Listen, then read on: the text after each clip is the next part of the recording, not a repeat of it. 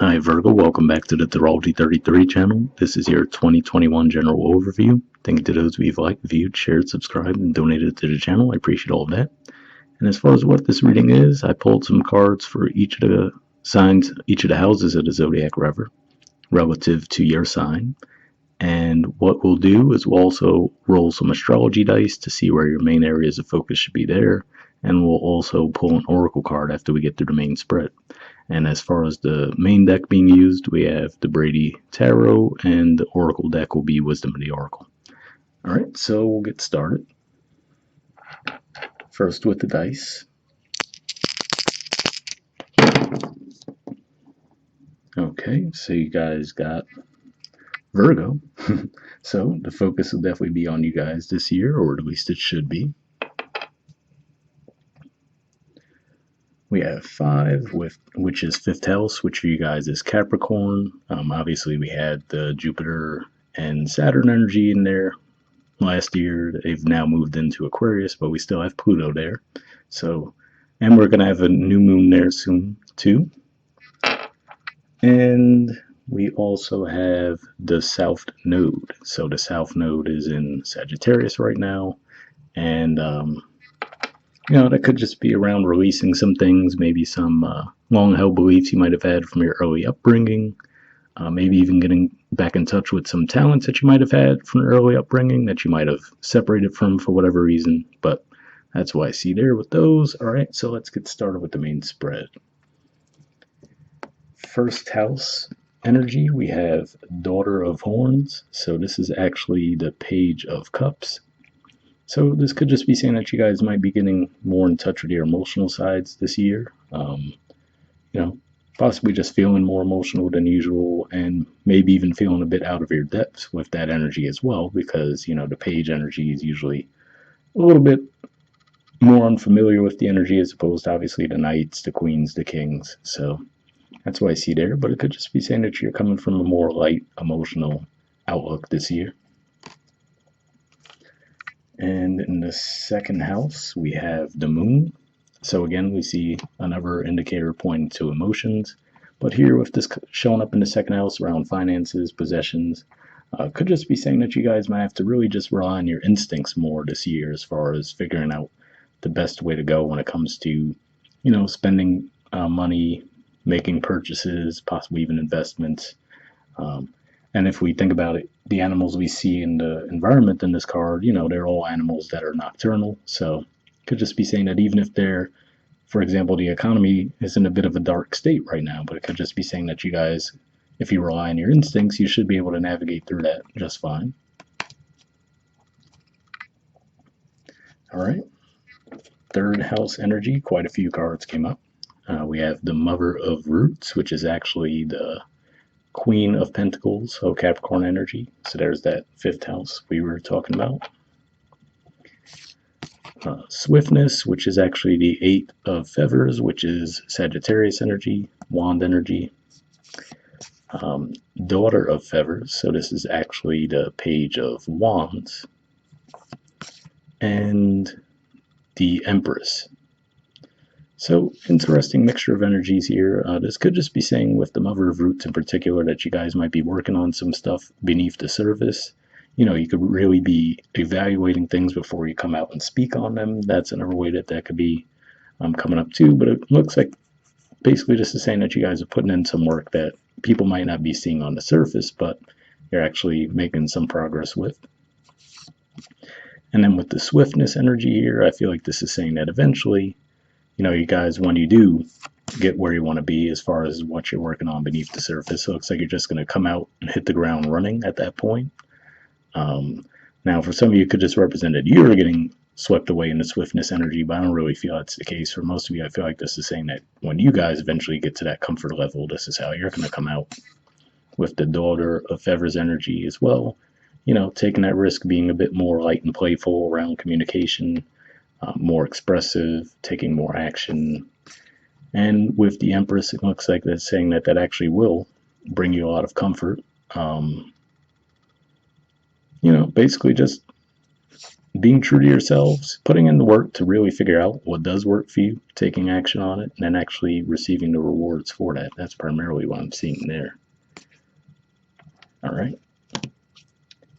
Moving on to the fourth house, we have a few cards pop up here too. We have the High Priestess, which I usually view as Pisces energy, the Emperor, which is Aries energy, and the World. So we were talking about the South Node, and given that for you guys, fourth house is Sagittarius energy, which is where the South Node is. So this could just be saying that you could really just intuitively be tuning into some early held beliefs from like I said, childhood, maybe past life stuff, and possibly even looking at an issue possibly that you might have had with a father figure, or possibly with intimacy, since Emperor energy represents the eighth house for you guys, and actually finally overcoming that. So that would be a successful way to navigate that South Node energy moving through your fourth house. So that's what I'm seeing there. All right. And fifth house energy, we have the Tower and Victory. So seems like quite the contrast in energies, right? But with the Tower showing up here, could just say, especially given that Victory's right underneath it, could just be saying that some old things that pretty much needed to go will finally be leaving, whether it's through your active participation in doing so, or whether they're taken from you.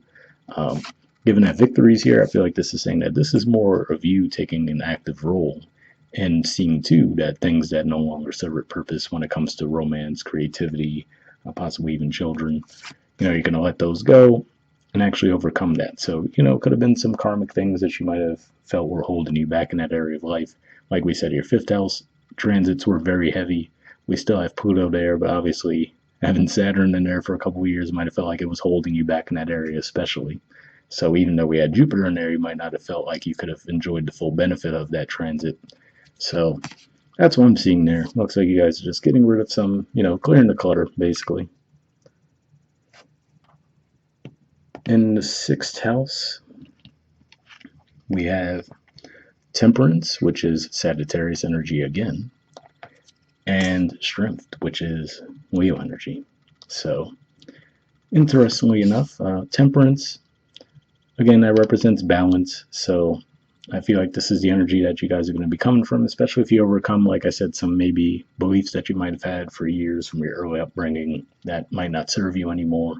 But with Temperance in the sixth house, this points to balance when it comes to your work life, your daily routines, health. So pretty positive energy there, and strength as well. So it could just be saying, especially that these are two fiery energies, that you guys might really be putting a lot of energy into your health and fitness, your daily routines, to actually get you back into balance. And with the strength card too, keep in mind that this is, for you guys, 12th house energy too. So on an emotional level, it could help you balance things out too. So pretty positive energy there. All right, in the seventh house, we have Wheel of Fortune, Mother of Feathers, which is the Queen of Wands energy in traditional tarot, and Two of Feathers, which is Two of Wands in traditional tarot, also Aries energy. So this could just be saying that around your relationships, especially if it's a romantic partnership, we'll talk about that first. This could just be saying that now the wheel finally seems to be turning for you guys, even though Jupiter moved into your sixth house, which definitely isn't the most exciting places to be. Could just be saying that if you might have felt like the intimacy was lacking within your connection, that might finally be picking up for you guys. Again, like I said, yes, you had Jupiter through the fifth, which is normally a light, playful energy, but with Saturn there and Pluto there, might have been weighing that down a bit. So over the past couple of years, you might have felt like that intimacy was lacking within your connections. Whether it was just an inability to open up the way you would have liked to.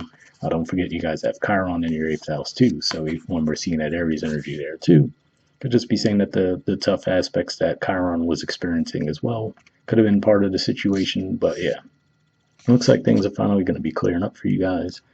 For some of you, this is getting a bit more comfortable with expressing yourselves too when it comes to intimacy. So when it comes to romantic relationships, definitely looks like a good situation there. If this is around just partnerships of other kinds as well, let's say if you're investing with others, there could be some success there too. So that's another positive indication for that. So pretty solid energy there. And eighth house energy for you guys. We have Seven of Pentacles, Taurus energy. The Ace of Pentacles, Four of Horns, which is Four of Cups in this deck, so Cancer energy there, and Three of Feathers, which is Three of Wands energy, Aries energy. And so, well, for me, this is saying that with the growth there, it could just be saying, especially you look at the fact that the focus is on those roots underground, and Seven of Pentacles in general is someone typically feeling like they're not as far ahead as they'd like to be. Again, so this could be pointing to, like I was saying, you might have felt like intimacy was a bit restricted for you guys recently. But this is saying that there is growth there, even if you don't necessarily feel it or see the effects of it just yet. With the enchantment, it looks like there is something going on behind the scenes, maybe that you're not even aware of, that really is going to spring some growth for you guys in the future.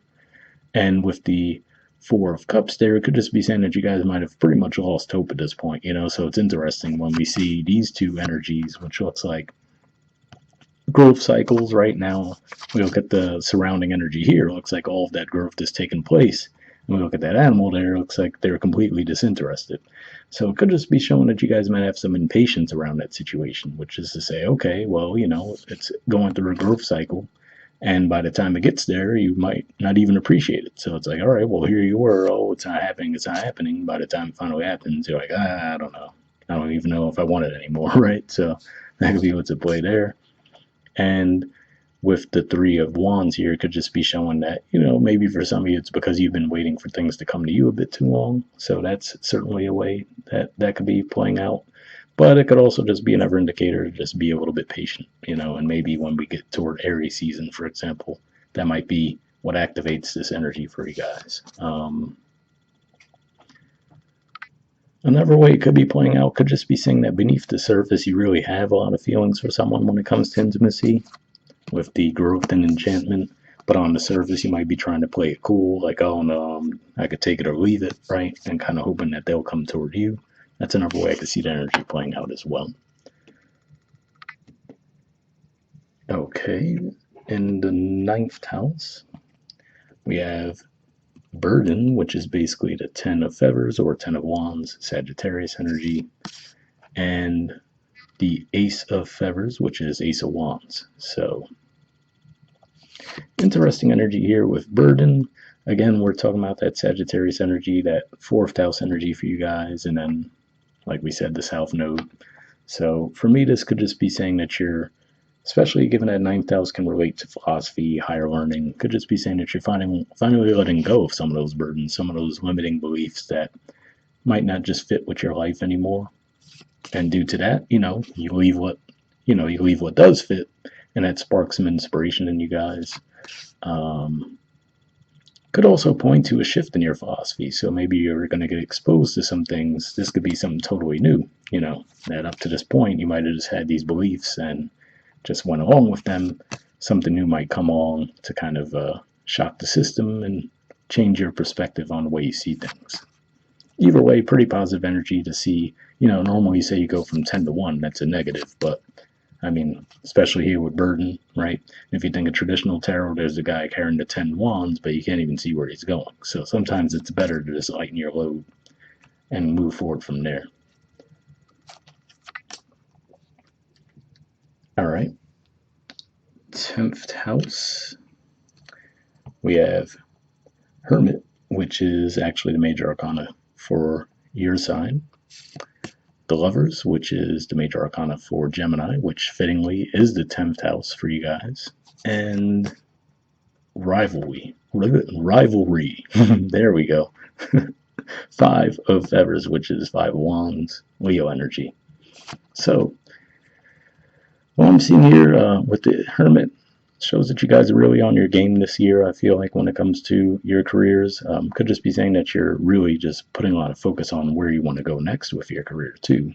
We've seen our energy pop up a few times already in this reading.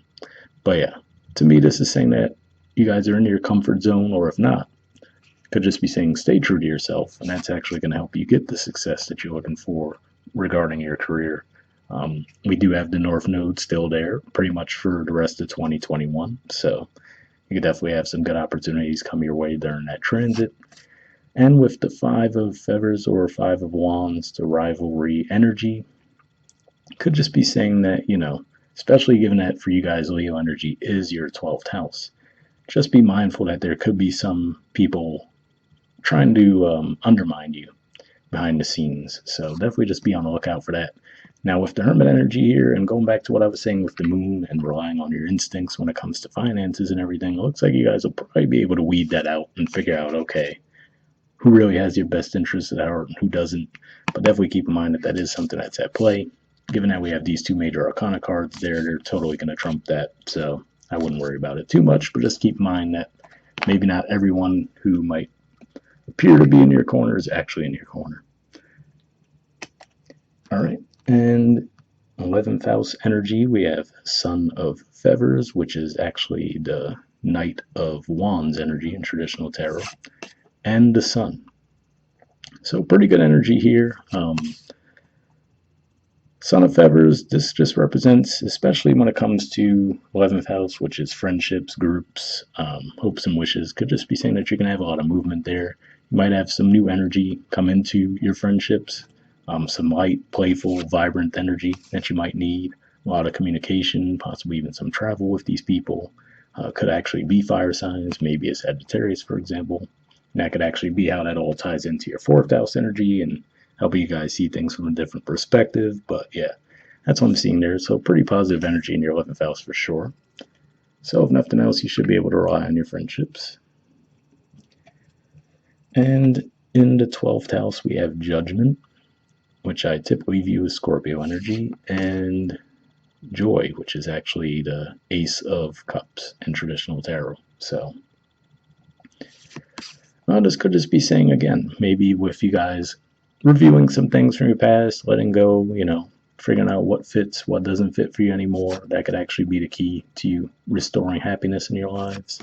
So there might be some things that do come back up again for you to look at that might not be the most comfortable, but this does say that it's coming back up for a reason, and once you get through that, it's actually going to bring you some joy. And for others of you, this could just say that maybe reconnect with someone from your past too, and that's going to bring you some joy. So I could see it playing out that way as well. All right, so finally we'll pull an oracle card from the Wisdom of the Oracle deck here. I did pre-shuffle this deck before we started recording. What I'm going to be looking for here is just one jumper to wrap things up with, and if I don't get anything after I shuffle for a while, I'll just put the deck down and we'll pull a card, but we'll see.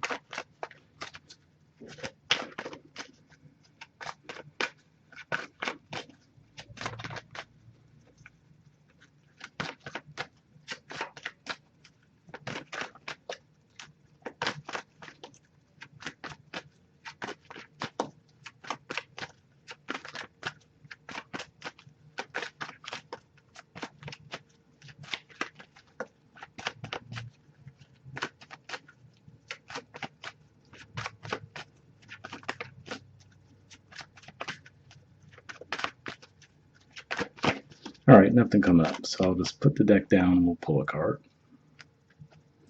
So give me a second to tune in.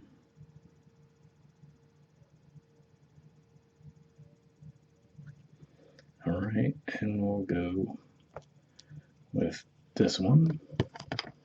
Okay, we have Higher Power. There's the artwork, and the number is 4. So we'll see what that says in the book.